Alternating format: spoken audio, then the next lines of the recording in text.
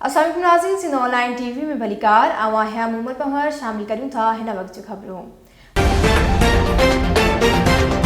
नाज़रीन, सगुन जी कच्चे वाले इलाइक़े गोट गुलशेर कल्होड़ो में सिंध एजुकेशन फाउंडेशन के सहकार से हलंदड़ मेहरान एलिमेंट्री पब्लिक स्कूल में वालदीन और तालीम की उनवान से एक वडो शानदार तालीम के उजागर करने लाइ प्रोग्राम मुनक़द किया वियो। सिंध ऑनलाइन टीवी के रिपोर्टर लाला इशफाक भागत मौजूद जंहिं तालीमी शऊर पैदा करने लाइ मुख्तलिफ स्कूलन के शागिर्दन और शागिर्दियाणिन जा तकरीरी मुकाबला कराए सवालन जवाबन जा मुकाबला कराए शागिर्दन और शागिर्दियाणिन जो हौसला अफ़जाई लाइ उन्हनि में ट्रॉफी कप और मिडल इनाम दिना विया।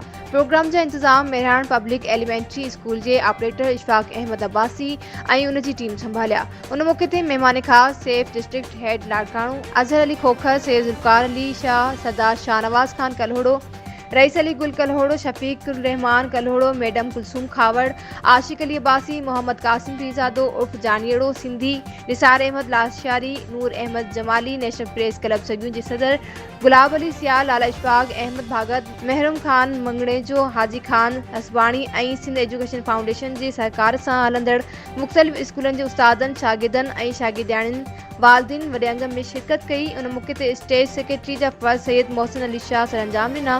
प्रोग्राम में आयल मेहमानन के सिंध की सकाफत मूजिब अजरगन जा तोहफा पिण पेश किया विया। वधीक खबरुनि अपडेट्स के लिए ॾिसंदा रहो सिंध ऑनलाइन टीवी।